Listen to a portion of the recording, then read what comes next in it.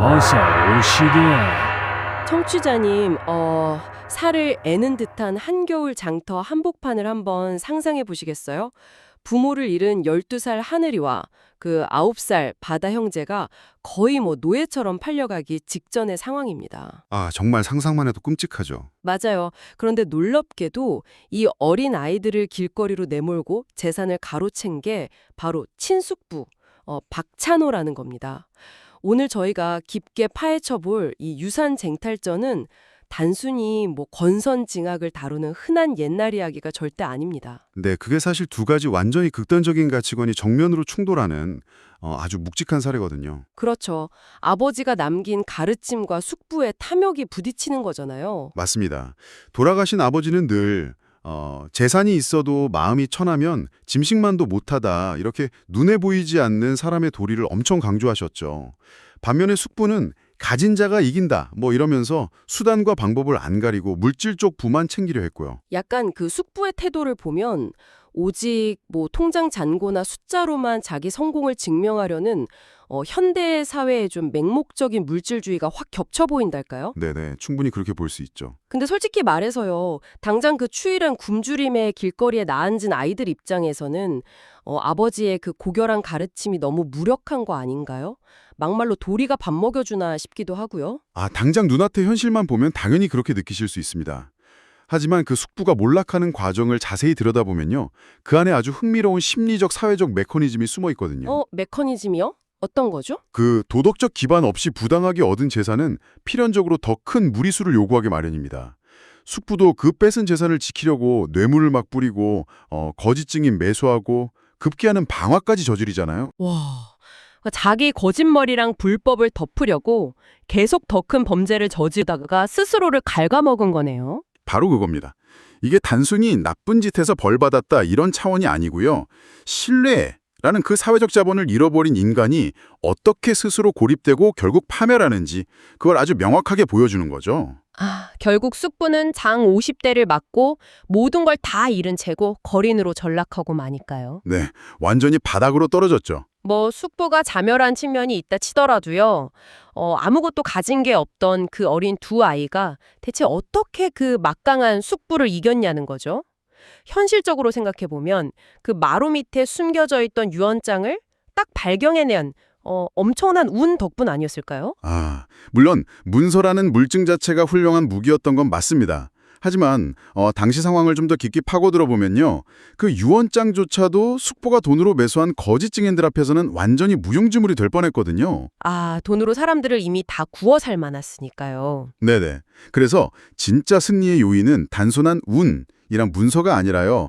아이들이 끝까지 지켜낸 그 바른 마음, 그게 촉발시킨 아주 강력한 연대였습니다. 연대요? 그 동네 사람들이 도와준 거 말씀하시는 거죠? 밥을 막 내어준 주막 할머니나 그 위험을 무릅쓰고 진실을 말해준 나이든 이장님처럼요? 맞아요.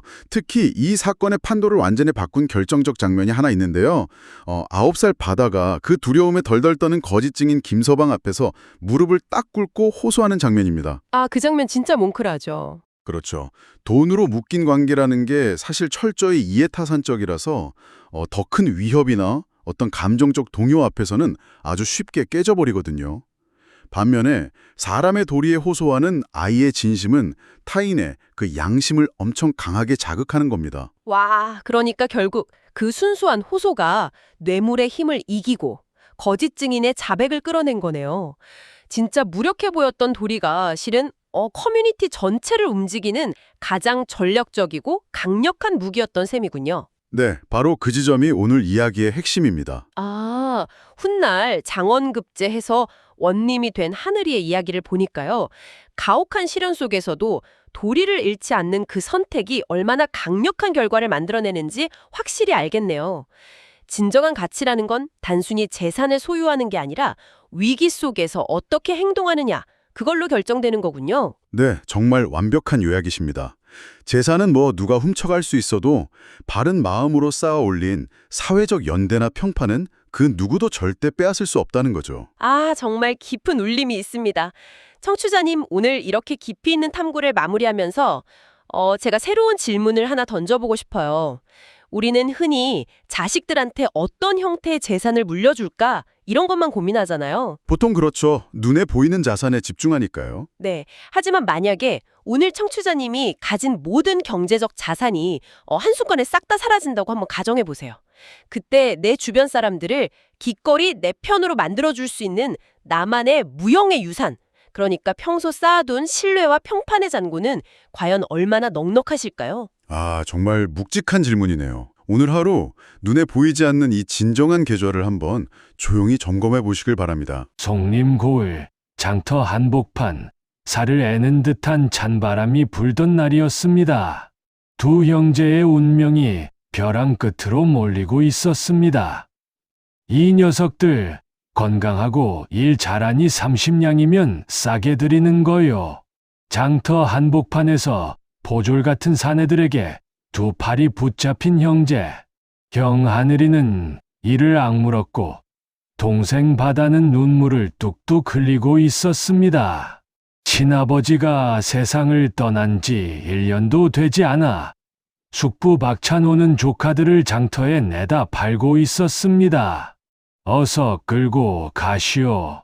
오늘은 너희들과 나는 남이다. 박찬호가 돈을 받고 돌아서려는 바로 그때였습니다. 숙부님, 하늘이가 낮고 또렷한 목소리로 불렀습니다. 박찬호가 돌아보았습니다. 소년의 손에는 낡고 빛바랜 문서 한 장이 들려 있었습니다. 이것이 무엇인지 아시겠습니까? 순간 박찬호의 눈이 커졌고 안색이 하얗게 변했습니다. 그리고 그 자리에서 천천히 두 다리가 떨리기 시작했습니다.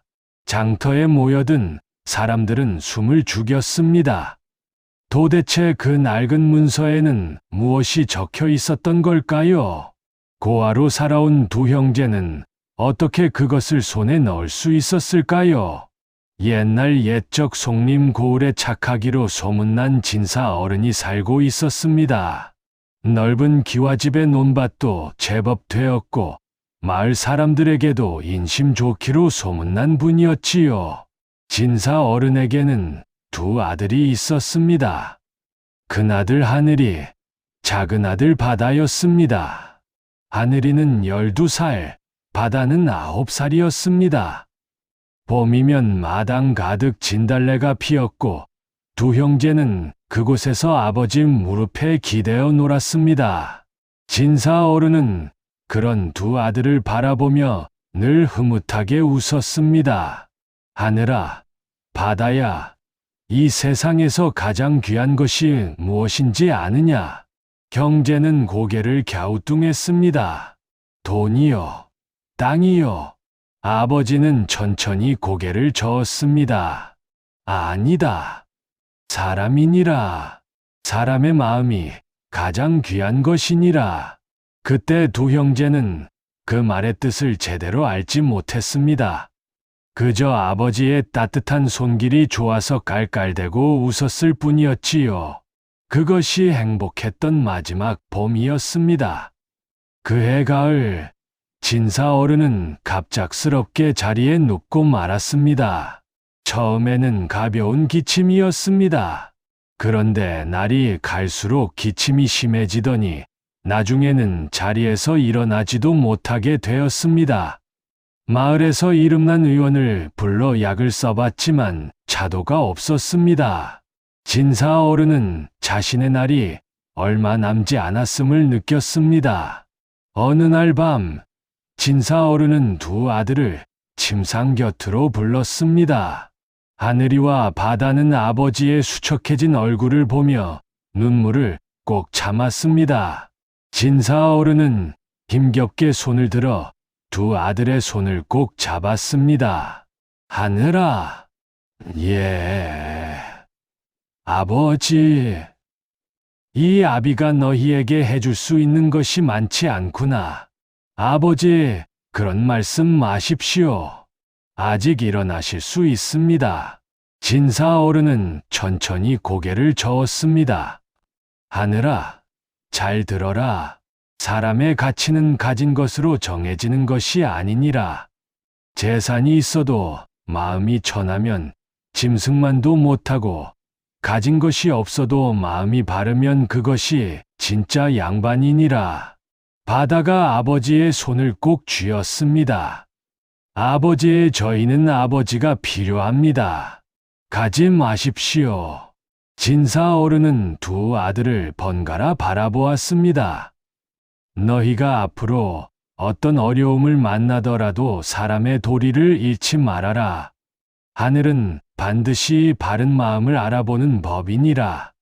그것이 진사 어른이 두 아들에게 남긴 마지막 말이었습니다. 그로부터 사흘 후 진사 어른은 눈을 감았습니다. 하늘이는 12살이었고 바다는 9살이었습니다. 두 형제는 아버지의 관 앞에서 밤새 울었습니다. 그리고 그 울음이 채 그치기도 전에 낯선 사람이 대문을 두드렸습니다. 진사 어른에게는 아우가 하나 있었습니다. 이름은 박찬호. 경과는 달리 박찬호는 어릴 때부터 욕심이 많은 사람이었습니다. 도박을 즐겼고 술을 좋아했으며 남의 것을 탐내는 버릇이 있었지요. 진사 어른은 살아생전 아우에게 여러 차례 충고를 했습니다. 찬호야, 내 그 욕심을 좀 버려라. 욕심이 지나치면 결국 자신을 망치는 법이다. 하지만 박찬호는 형의 말을 귀담아 듣지 않았습니다. 형님은 너무 답답하게 사십니다. 이 세상은 가진 자가 이기는 법 아닙니까? 형이 넓은 기와집에 논밭을 가지고 사는 것을 박찬호는 늘 부러워했습니다. 아니, 부러움을 넘어서 시기했습니다. 그런 박찬호가 형의 장례가 끝나기도 전에 조카들 앞에 나타난 것이었습니다. 박찬호는 처음에는 그럴듯하게 굴었습니다. 하늘아, 바다야, 이제 너희 아버지가 안 계시니 숙부가 돌봐주마. 걱정 말아라. 하늘이는 숙부를 바라보았습니다. 뭔가 마음에 걸렸습니다. 숙부의 눈이 집 안 구석구석을 훑고 있었습니다. 기둥을 손으로 두드려보고 마당의 땅을 발로 밟아보고 창고 문을 열어 들여다보았습니다. 마치 자기 집인 양 돌아다니는 숙부의 모습이 하늘이는 왠지 불안했습니다. 한편 박찬호에게는 부인 박씨가 있었습니다. 박씨는 남편보다 더한 욕심쟁이였습니다. 영감, 이참에 형님 재산을 우리 것으로 만들어야지요. 저 애들이 아직 어린데 어떻게든 될 것 아니겠어요. 박찬호는 잠시 머뭇거렸습니다. 그래도 형님 자식들인데 형님이 살아 계실 때는 우리한테 뭘 해줬어요. 이제 우리 차례 아니겠어요. 박씨의 말에 박찬호의 눈빛이 달라졌습니다. 그리고 그날부터 두 형제의 고난이 시작되었습니다. 박찬호는 처음에는 슬금슬금 재산을 빼돌리기 시작했습니다. 창고에 있던 쌀을 자기 집으로 옮기고 논밭 문서를 몰래 손에 넣으려 했습니다. 하늘이는 그것을 눈치채고 따졌습니다. 숙부님, 창고에 있던 쌀이 왜 없어진 겁니까? 박찬호는 눈 하나 깜짝하지 않았습니다. 내가 관리하고 있다. 어린 것이 어른 일에 끼어들지 마라. 하지만 그 쌀은 아버지가 남겨주신 것입니다. 감히 조카 놈이 숙부에게 따지느냐. 박찬호는 버럭 소리를 질렀습니다. 하늘이는 이를 악물었습니다. 하지만 어쩔 수가 없었습니다.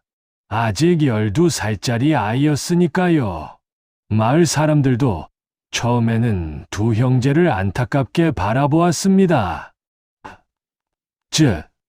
저 불쌍한 것들, 숙부라는 사람이 저래도 되는 건가?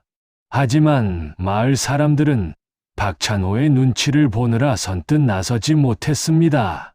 박찬호는 마을에서 제법 행패를 부리는 사람이었거든요. 두 형제는 점점 외로워졌습니다. 밥도 제대로 못 먹었고 입고 있는 옷도 낡아 헤어졌습니다. 그래도 하늘이는 동생 앞에서 울지 않았습니다. 우리가 걱정할까 봐 꾹꾹 참았습니다. 형, 배고파요. 조금만 참아. 내가 뭔가 구해 올게. 하늘이는 마을을 돌아다니며 품을 팔아 음식을 얻어왔습니다. 어린 나이에도 굴하지 않고 동생을 챙겼습니다. 그렇게 계절이 한 번 바뀌었습니다. 겨울이 되던 어느 날이었습니다. 박찬호 부부가 하늘이와 바다를 마루에 불러 세웠습니다. 박 씨가 발장을 끼고 두 아이를 위아래로 훑어보았습니다. 너희들 이제 어떻게 할 거냐? 무슨 말씀이신지요? 하늘이가 또렷하게 물었습니다. 이 집이 누구 집이냐? 우리가 여기서 너희를 먹여 살릴 이유가 없지 않느냐? 이 집은 저희 아버지가 남겨주신 집입니다. 박 씨가 고웃음을 쳤습니다. 아직도 철이 없구나. 이 집 문서가 지금 누구 손에 있는지 알기나 하냐? 하늘이의 가슴이 쿵 내려앉았습니다. 박찬호가 뒷짐을 지고 나섰습니다. 너희 아버지가 살아있을 때 이미 이 집을 나에게 넘기기로 했다. 그러니 너희는 이 집에서 나가거라. 그것은 거짓말입니다. 하늘이가 참지 못하고 소리쳤습니다. 뭐라고? 이놈이 감히. 박찬호의 얼굴이 붉어졌습니다. 아버지는 그런 말씀을 하신 적이 없습니다. 증거를 보여주십시오. 박찬호는 잠시 멈칫하더니 다시 목소리를 높였습니다. 증거. 내가 어른이고 내 숙부인데 증거가 필요하냐? 썩 나가지 못할까? 그날 두 형제는 집에서 쫓겨났습니다. 한겨울 찬바람 속에 덜덜 떨면서 갈 곳도 없이 마을 어귀에 서 있었습니다. 바다가 형의 손을 꼭 잡았습니다. 형, 이제 우리 어떻게 해요? 하늘이는 아무 말도 하지 못했습니다. 눈물이 나올 것 같았지만 꾹 참았습니다. 그날 밤 두 형제는 마을 어귀에 있는 낡은 헛간에서 몸을 웅크렸습니다. 집더미를 끌어당겨 덮었지만 추위는 막을 수 없었습니다. 바다는 형의 품에 파고들어 잠이 들었습니다. 하늘이는 잠을 이룰 수 없었습니다. 눈을 뜨고 천장을 바라보았습니다. 낡은 헛간 틈새로 별이 보였습니다. 아버지의 말이 떠올랐습니다. 사람의 가치는 가진 것으로 정해지는 것이 아니니라. 하늘은 반드시 바른 마음을 알아보는 법이니라. 하늘이는 눈을 감았습니다. 아버지, 어떻게 해야 합니까? 다음 날 아침 마을 사람들이 두 형제를 발견했습니다. 곡식 장수 김주막이 헛간 문을 열다가 두 아이를 보고 깜짝 놀랐습니다. 아이고, 이 녀석들이 여기서 잔 거냐? 하늘이가 일어났습니다. 죄송합니다. 하룻밤만 신세를 졌습니다. 이런 불쌍한 것들. 들어와서 밥이라도 먹어라. 김주막의 집에서 따뜻한 밥을 먹으면서 하늘이는 김주막에게 사정을 털어놓았습니다. 김주막은 혀를 끌끌 찼습니다. 그 박찬호란 놈이 그랬단 말이냐? 참으로 못된 놈이로구나. 어떻게 해야 할까요? 김주막이 잠시 생각에 잠겼습니다. 너희 아버지가 그 집을 넘긴다는 말을 직접 하셨느냐? 절대 그런 말씀 안 하셨습니다. 그렇다면 관아에 호소해야지. 원님께 억울함을 구하는 거야. 하늘이는 고개를 저었습니다. 원님께요. 저희가 어린아이인데 들어주시겠습니까? 그게 문제지. 게다가 박찬호가 원님이랑 안면이 있다는 소문도 있고. 하늘이는 깊은 생각에 빠졌습니다. 바다가 조용히 말했습니다. 형, 그냥 다른 데로 가면 안 돼요. 숙부님이 그렇게 무서운데 우리가 이길 수 있겠어요. 하늘이는 동생을 바라보았습니다. 도망치고 싶었습니다. 아무도 없는 곳으로 가서 조용히 살고 싶었습니다. 하지만 아버지의 목소리가 또다시 귓가에 울렸습니다. 사람의 도리를 잃지 말아라. 하늘이는 주먹을 쥐었습니다. 바다야, 도망치면 안 된다. 왜요? 아버지가 평생 일구신 것들이야. 우리가 지켜야 해. 바다는 형을 바라보았습니다. 하지만 형, 우리한테 아무것도 없잖아요. 바로 그때였습니다. 김주막이 무릎을 탁 쳤습니다. 잠깐, 하늘아, 너희 아버지가 혹시 문서 같은 걸 남겨두지 않으셨냐? 유언장이나 땅 문서 같은 건 말이다. 하늘이는 눈을 크게 떴습니다. 아버지가 돌아가시기 전날 밤이 떠올랐습니다. 아버지는 힘겨운 몸을 이끌고 마루 아래를 손으로 더듬었습니다. 그리고 하늘이에게 낮은 목소리로 말했습니다. 하늘아, 마루 밑을 잘 기억해 두어라. 그때는 그 말이 무슨 뜻인지 몰랐습니다. 그런데 지금 이 순간 하늘이는 벌떡 일어섰습니다. 김주막님, 저 잠깐 다녀와야 합니다. 어딜? 집에요. 하늘이는 바다를 김주막에게 맡기고 혼자 집으로 달려갔습니다. 한겨울 차가운 바람이 뺨을 때렸지만 멈추지 않았습니다. 숙부, 내외가 집에 있었습니다. 하늘이는 들키지 않으려고 담장을 넘었습니다.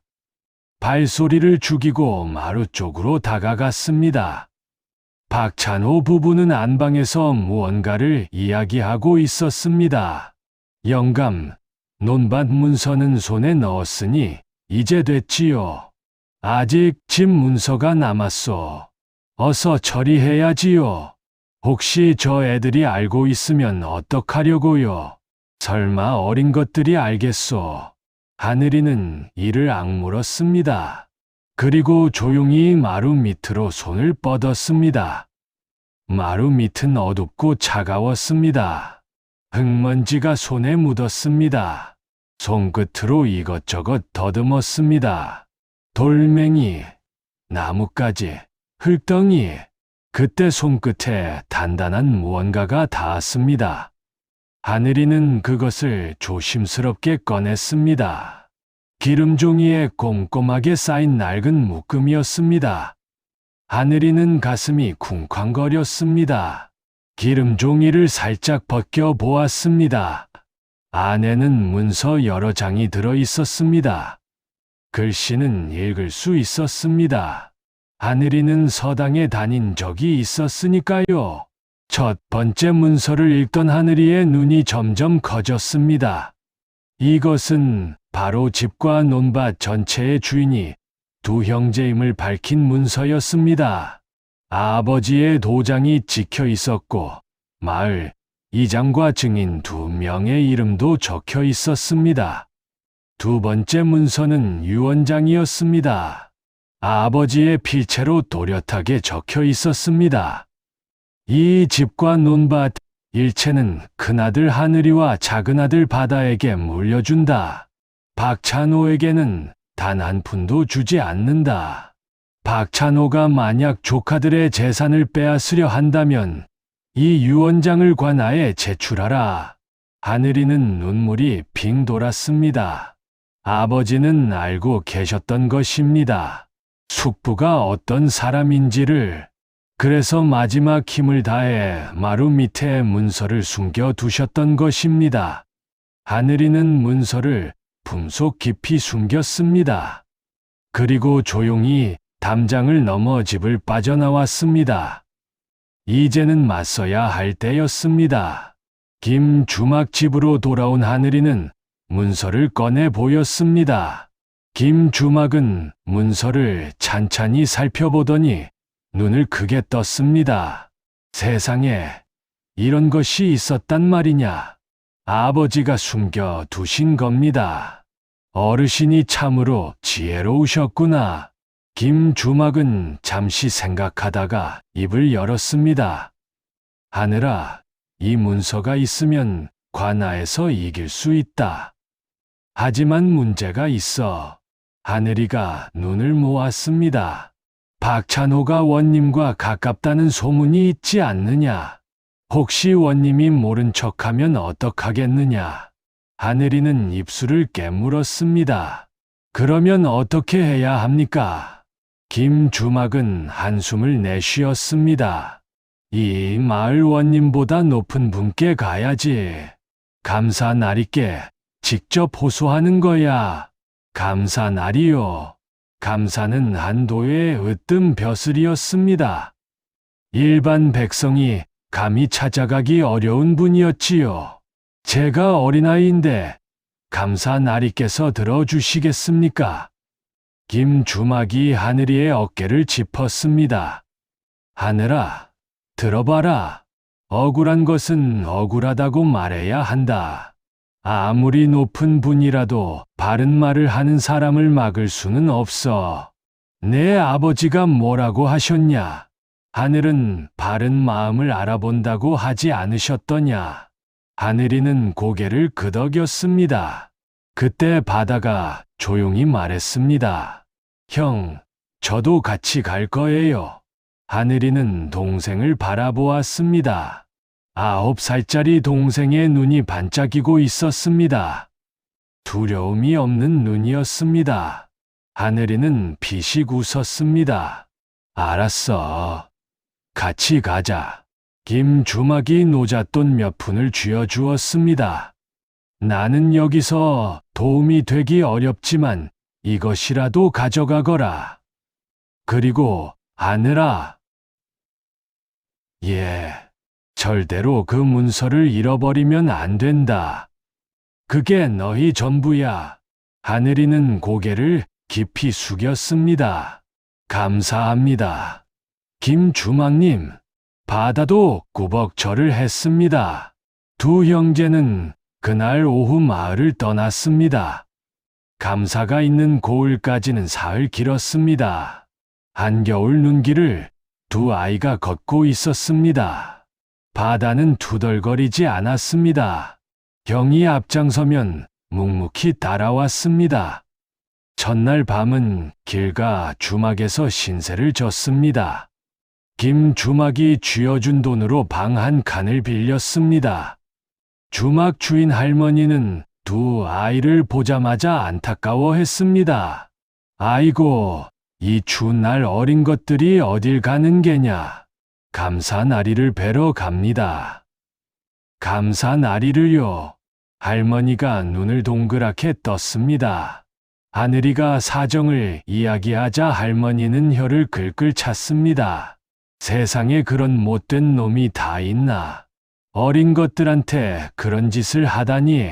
할머니는 따뜻한 국밥을 내왔습니다. 밥은 내가 내는 거다.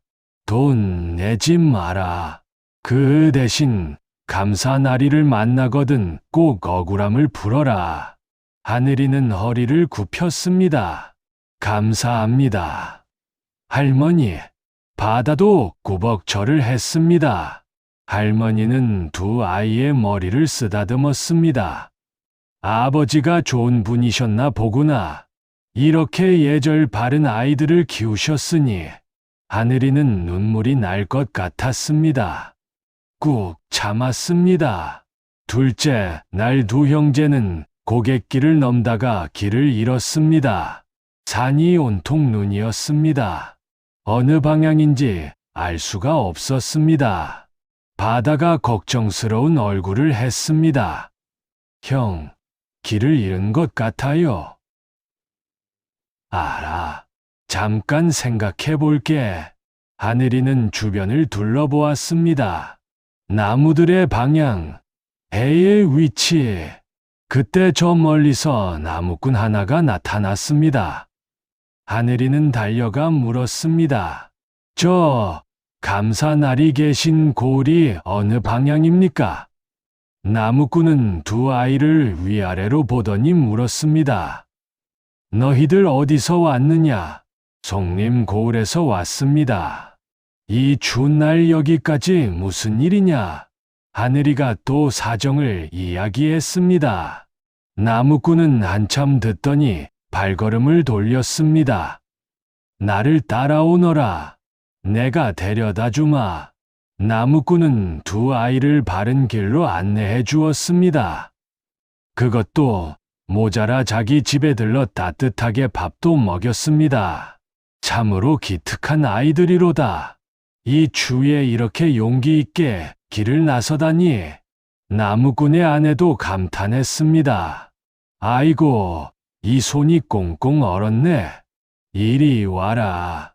아내는 두 아이의 손을 자신의 손으로 감싸서 녹여주었습니다. 하늘이는 이상한 생각이 들었습니다. 낯선 사람들이 이렇게 도와주는 것이 신기하기도 하고 감사하기도 했습니다. 아버지의 말이 다시 떠올랐습니다. 사람의 마음이 가장 귀한 것이니라. 그것을 이제 조금 알 것 같았습니다. 셋째, 날 드디어 감사가 있는 곳에 도착했습니다.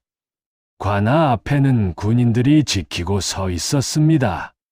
하늘이는 문 앞으로 다가갔습니다. 저희는 송림에서 온 하늘이 바다 형제입니다. 감사날이께 억울한 일을 호소하러 왔습니다. 군인이 고웃음을 쳤습니다. 감사날이가 어린 것들 하소연이나 들어줄 것 같으냐? 썩 물러가거라. 부탁드립니다. 꼭 배워야 합니다. 안 된다고 했다. 군인이 창으로 막아섰습니다. 하늘이는 물러서지 않았습니다. 저희 아버지가 돌아가시면서 남기신 문서가 있습니다. 이것을 확인해 주실 분이 필요합니다. 군인은 귀찮다는 듯 손을 저었습니다. 그때였습니다. 관아 안에서 한 사람이 걸어 나왔습니다. 나이가 지긋한 노인이었습니다. 하지만 걸음걸이에서 범상치 않은 기운이 풍겼습니다. 노인은 두 아이를 바라보았습니다. 무슨 일이냐? 군인이 황급히 허리를 굽혔습니다. 날이, 이 아이들이 막무가내로. 내가 묻는 것은 내가 아니라 이 아이들이다. 노인은 하늘이에게 다시 물었습니다. 내가 무슨 억울한 일이 있다고 했느냐? 하늘이는 똑바로 서서 노인을 바라보았습니다. 그리고 처음부터 끝까지 차분하게 이야기했습니다. 아버지가 돌아가신 것, 숙부가 재산을 빼앗은 것, 집에서 쫓겨난 것, 그리고 마루 밑에서 문서를 찾은 것. 노인은 가만히 듣다가 손을 내밀었습니다. 그 문서를 보여다오. 하늘이는 품속에서 조심스럽게 기름종이 묶음을 꺼냈습니다. 노인은 문서를 꼼꼼하게 읽었습니다. 한참이 지났습니다. 노인이 고개를 들었습니다. 내 이름이 하늘이라고 했느냐? 예, 이 문서는 진짜다. 하늘이는 가슴이 터질 것 같았습니다. 노인이 천천히 입을 열었습니다. 나는 이 고을에 감사다. 하늘이와 바다가 동시에 눈을 크게 떴습니다. 감사나리가 직접 나오신 것이었습니다. 감사는 두 형제를 관아 안으로 들였습니다. 따뜻한 방에서 밥을 먹이고 옷을 갈아입혔습니다. 바다는 며칠 만에 먹는 따뜻한 밥에 눈물이 날 것 같았습니다. 감사는 문서를 다시 꼼꼼히 살펴보았습니다. 진사 어른의 유언장이 분명하다. 그리고 증인도 둘이나 있으니 이것은 효력이 있다. 하늘이가 물었습니다. 그러면 저희 집을 되찾을 수 있겠습니까? 되찾을 수 있을 것이야. 하늘이는 오랜만에 가슴이 따뜻해졌습니다. 바다가 형의 손을 꼭 잡았습니다. 형, 다 됐어요. 감사는 즉시 송림원님에게 공문을 보냈습니다. 박찬호를 잡아 신문하고 빼앗은 재산을 돌려주라는 내용이었습니다. 그날 밤 하늘이는 오랜만에 편안히 잠이 들었습니다. 모든 것이 해결된 것 같았습니다. 하지만 그것은 착각이었습니다. 이틀 후 송림에서 소식이 왔습니다. 공문을 받은 송림원님이 박찬호를 부른 것은 맞았습니다. 그런데 박찬호는 원님 앞에서 뻔뻔하게 주장했습니다. 원님, 저 아이들이 문서를 위조한 것입니다. 제가 증인을 세우겠습니다. 박찬호가 데려온 증인은 2명이었습니다. 둘 다 박찬호가 돈으로 산 사람들이었습니다. 진사 어른은 살아생전 이 집을 박찬호에게 준다고 분명히 말했습니다. 저도 그 자리에 있었습니다. 틀림없습니다.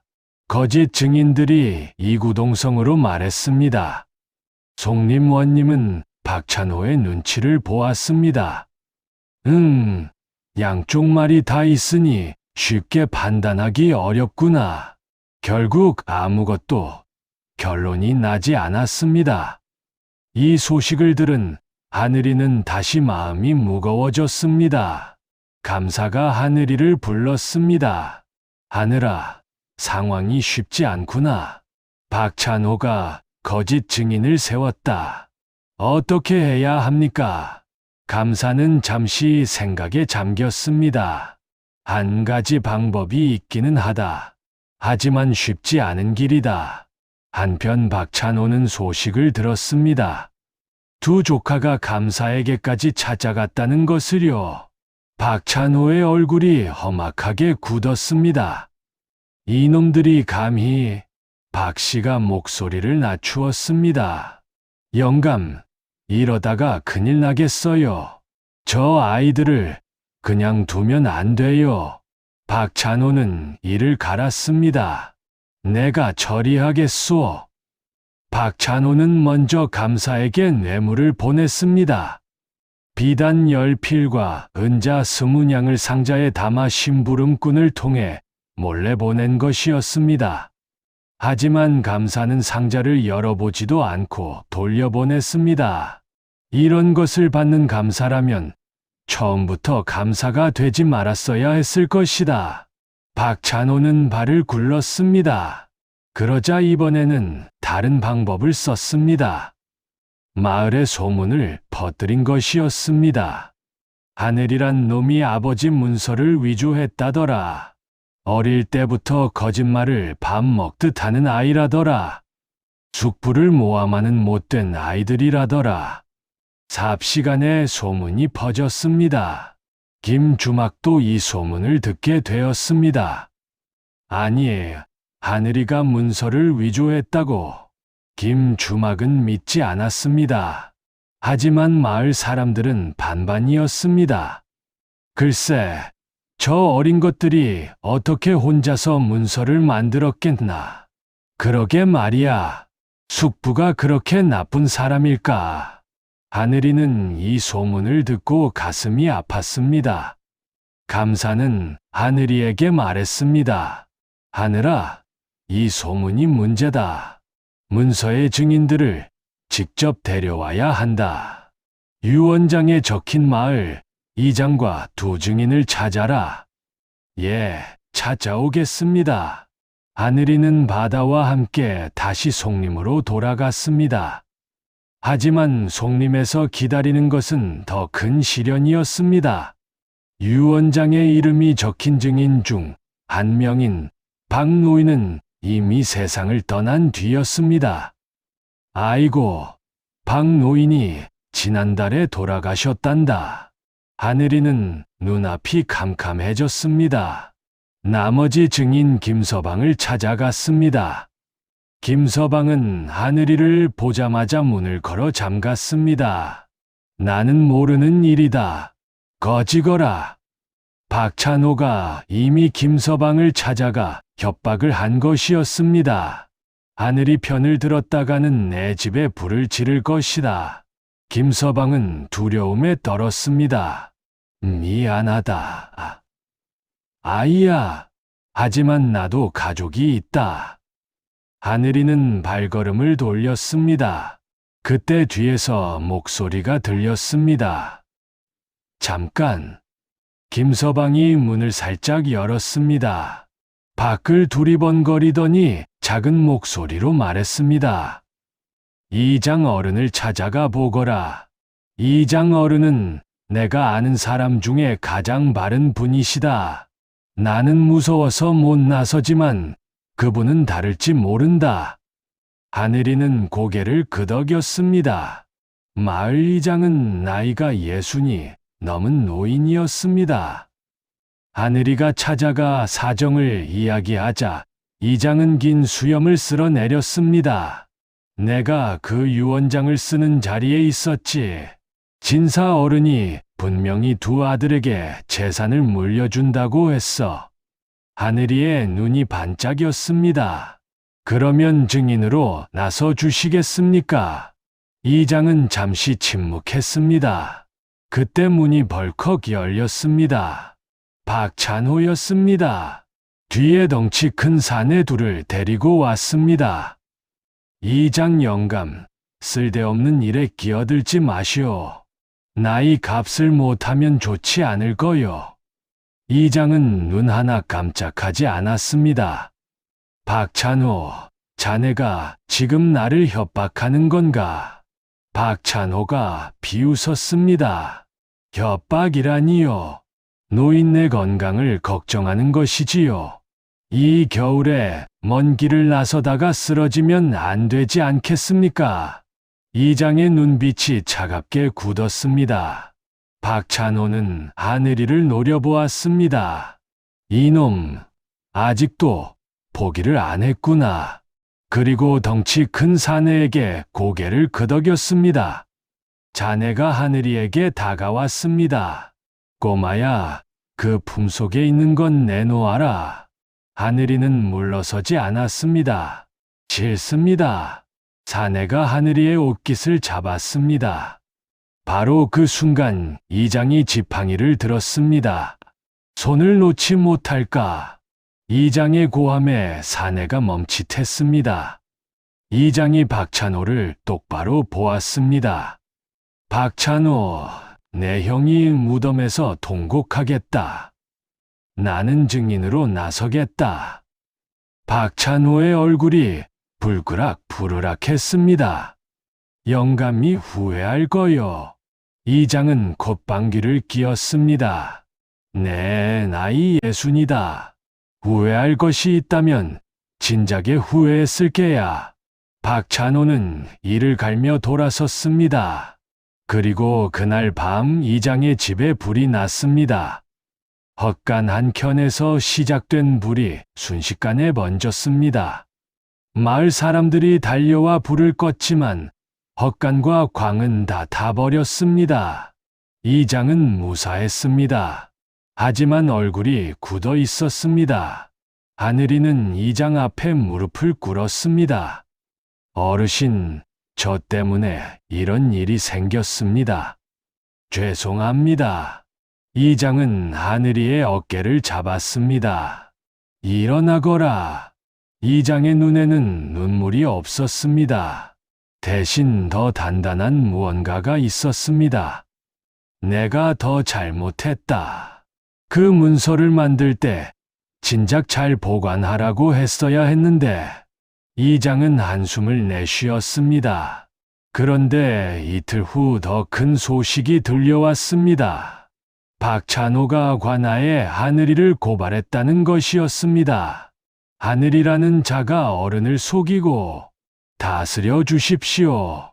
위조 문서로 재산을 가로채려 했습니다.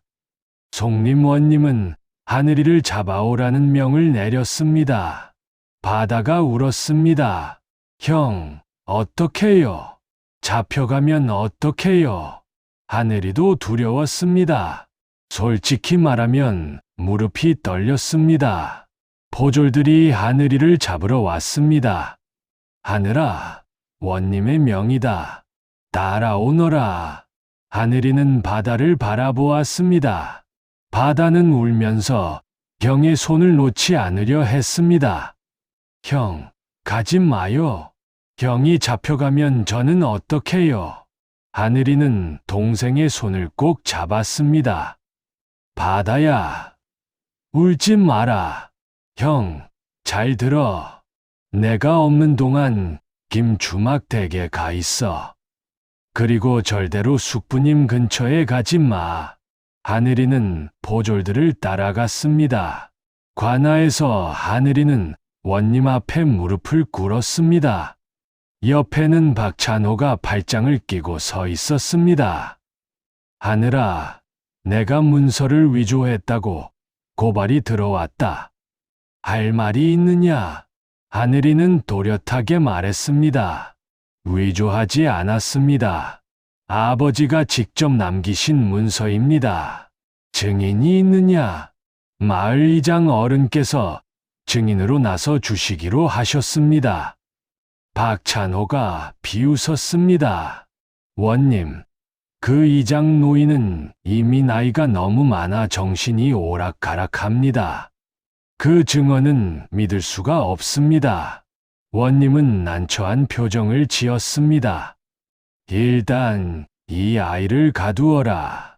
사흘 안에 확실한 증거를 가져오지 못하면 죄를 물을 것이다. 하늘이는 관아 뒤쪽의 작은 방에 갇혔습니다. 차갑고 어두운 방이었습니다. 밖에서 문이 잠기는 소리가 들렸습니다. 하늘이는 벽에 등을 기댔습니다. 눈물이 흘렀습니다. 아버지, 제가 잘못한 것입니까? 아버지, 저는 어떻게 해야 합니까? 이제 아무것도 없었습니다. 집도 없고 재산도 없고 도와줄 사람도 없었습니다. 동생은 혼자이고 자신은 갇혀 있었습니다. 사흘 안에 방법을 찾지 못하면 자신은 죄인이 되고 동생은 거리로 나앉게 될 것이었습니다. 하늘이는 무릎을 끌어안았습니다. 처음으로 포기하고 싶다는 생각이 들었습니다. 밤이 깊었습니다. 창문 틈새로 차가운 바람이 불어왔습니다. 하늘이는 잠을 이루지 못했습니다. 눈을 감으면 아버지의 얼굴이 떠올랐습니다.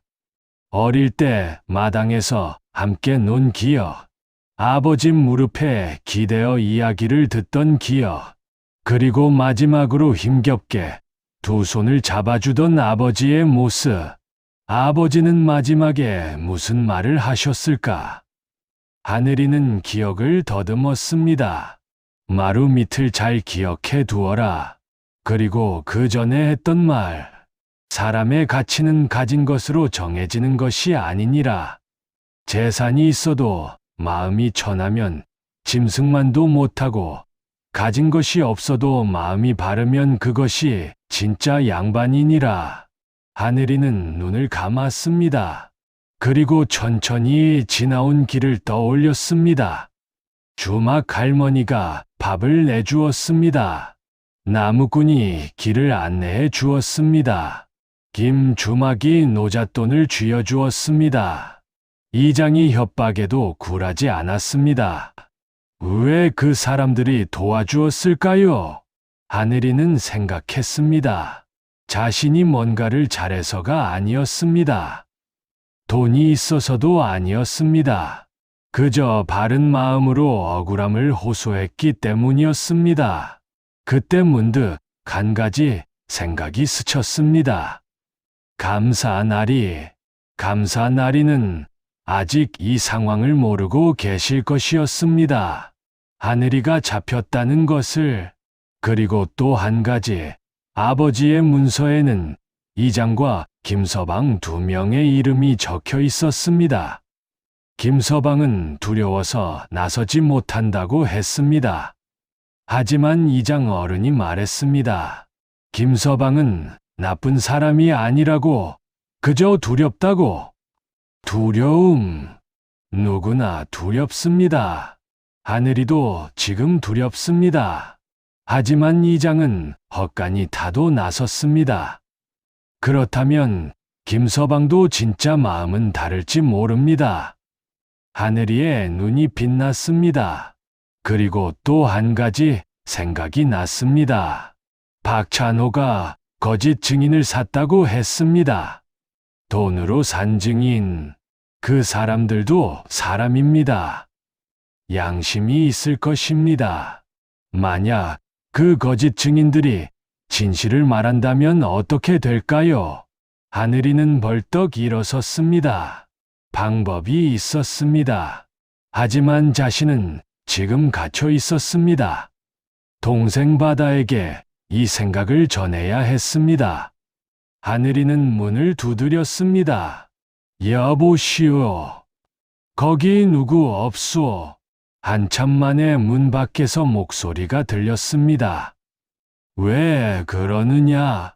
저 12살짜리 아이입니다. 제 동생한테 편지 한 장만 전해 주실 수 있겠습니까?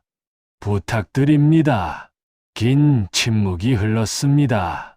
그러더니 문 아래로 종이 한 장과 붓이 들어왔습니다. 딱 한 장이다. 하늘이는 떨리는 손으로 편지를 썼습니다. 다음 날 아침 김주막 집에서 편지를 받은 바다는 편지를 다 읽고 눈을 들었습니다. 김주막님, 왜 그러느냐, 바다야. 저 해야 할 일이 있어요. 김주막은 바다의 눈빛을 보았습니다. 형의 눈빛과 똑같은 눈빛이었습니다. 뭘 해야 하는데? 바다가 설명했습니다. 편지에는 두 가지가 적혀 있었습니다. 첫째, 감사 날이께 지금 상황을 알릴 것. 둘째, 김서방을 다시 찾아가 진심으로 부탁할 것. 김주막이 무릎을 쳤습니다. 이 녀석, 그 나이에 이런 생각을 다 하다니. 김주막은 당장 감사에게 사람을 보냈습니다. 그리고 바다는 혼자 김서방을 찾아갔습니다. 9살짜리 아이가 혼자서 김서방의 집 문을 두드렸습니다. 김서방 어르신, 저 바다입니다. 문이 열리지 않았습니다. 바다는 문 앞에 무릎을 꿇었습니다. 어르신, 형이 잡혀갔어요. 저도 무서워요. 어르신도 무서우시겠지요.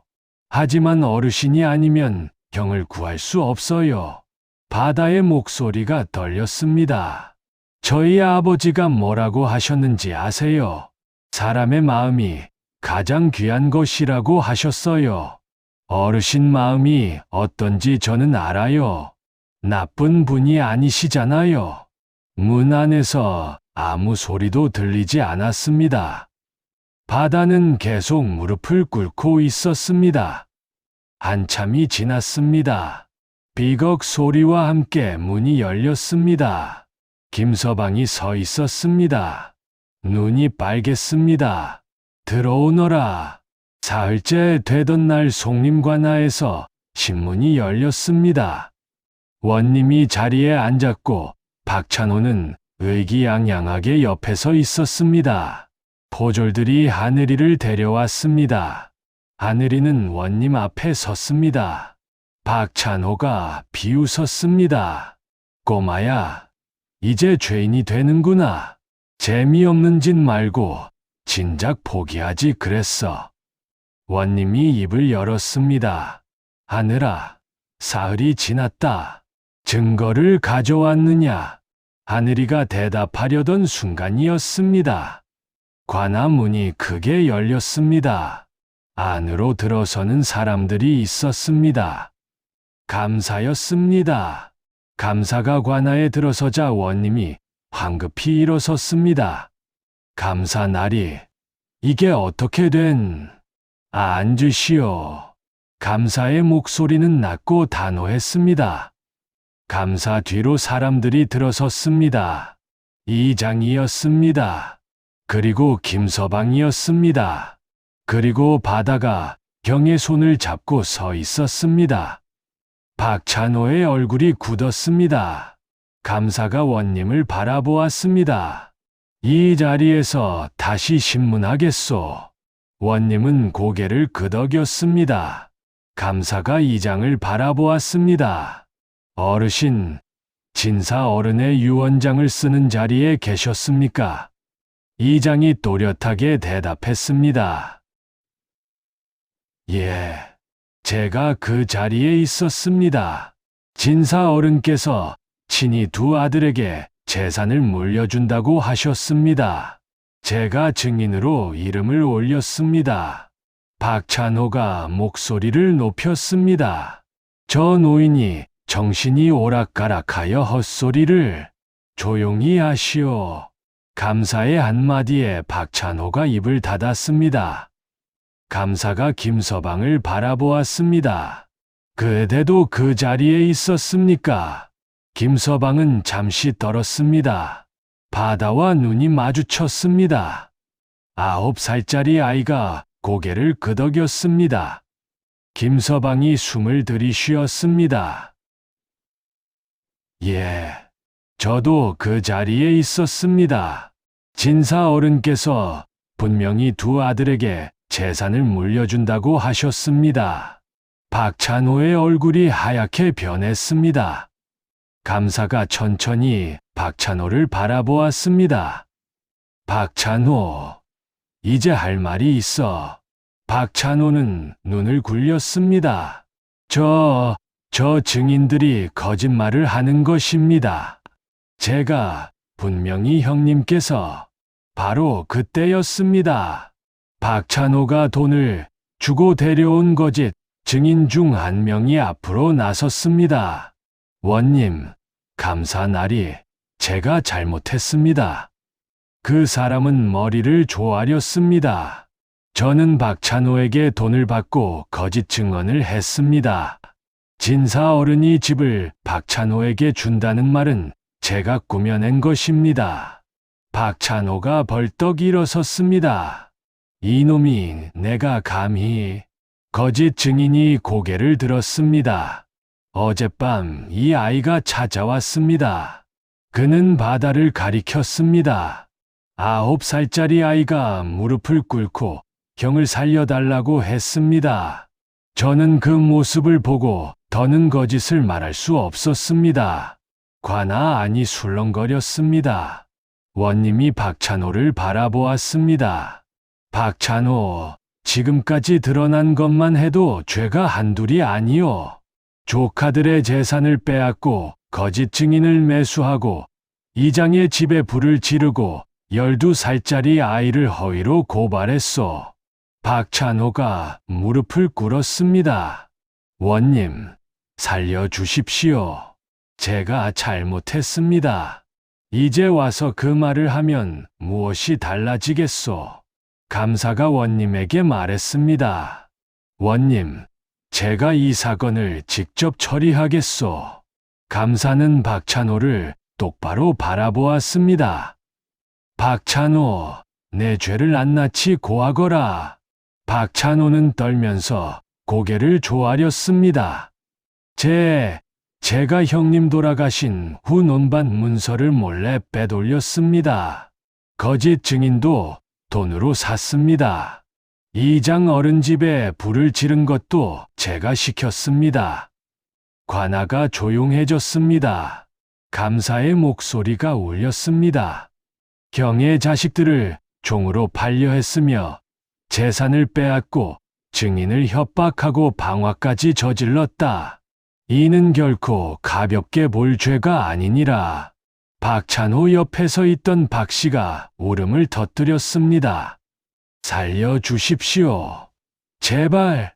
하지만 감사는 단호했습니다. 박찬호는 곤장 50대에 처하고 빼앗은 재산 일체를 두 형제에게 돌려주어라. 또한 마을에서 쫓겨나 다른 고을로 가도록 하라. 포졸들이 박찬호를 끌어냈습니다. 박찬호는 끌려가면서도 하늘이를 노려보았습니다. 이놈, 두고 보자. 감사가 차갑게 말했습니다. 끌고 나가라. 곤장 소리가 관아 밖에서 들려왔습니다. 하나, 둘, 셋. 40대가 지나자 박찬호는 비명도 지르지 못했습니다.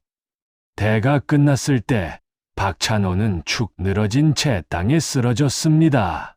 만신창이가 된 몸으로 끌려나가는 박찬호를 보며 관아에 모인 사람들은 아무도 동정하지 않았습니다. 하늘이는 그 모습을 보면서 기쁘지도 통쾌하지도 않았습니다. 그저 가슴 한쪽이 먹먹했습니다.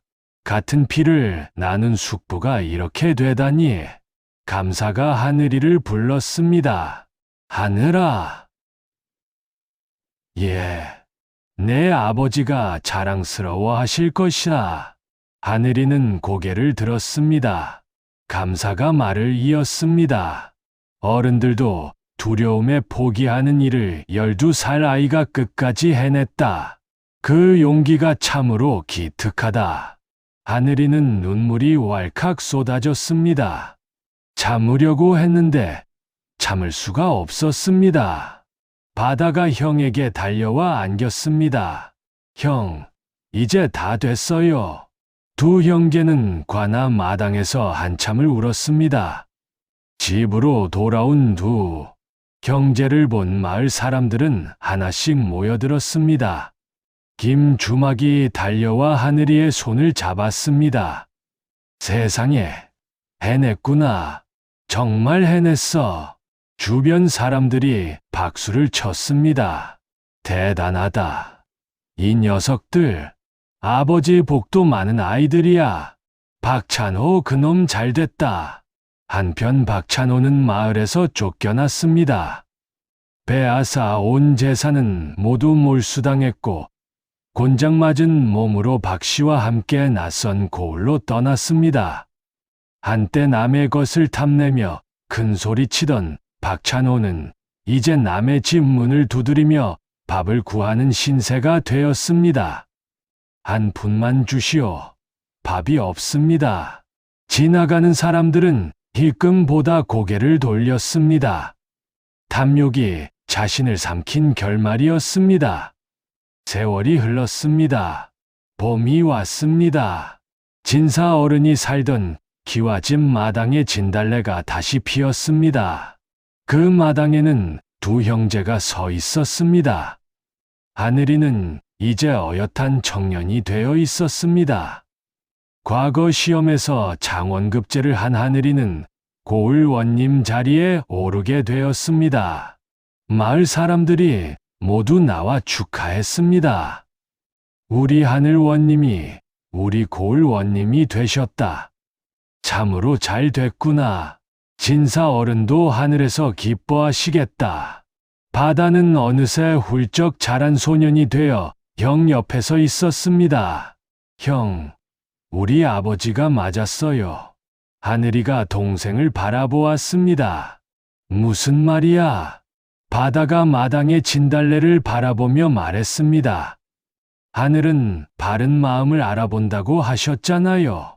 하늘이는 하늘을 올려다보았습니다. 구름 한 점 없는 맑은 봄 하늘이었습니다. 아버지, 잘 지켜냈습니다. 하늘이는 천천히 고개를 끄덕였습니다. 사람의 가치는 가진 것으로 정해지지 않습니다. 재산이 있어도 마음이 천하면 결국 그 재산이 자신을 삼키고 아무것도 없어도 마음이 바르면 하늘이 반드시 알아보는 법입니다. 12살 하늘이는 그것을 몸으로 배웠습니다. 탐욕은 반드시 그 끝이 있고 바른 마음은 반드시 그 빛을 발하는 때가 옵니다. 오늘도 긴 이야기 들어주셔서 감사합니다. 모두 행복한 하루 보내세요. 감사합니다.